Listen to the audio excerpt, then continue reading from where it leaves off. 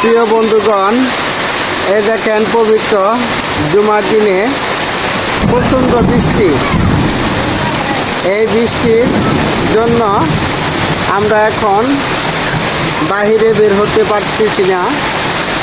একটু পরেই জুমার নামাজের সময় হয়ে যাবে।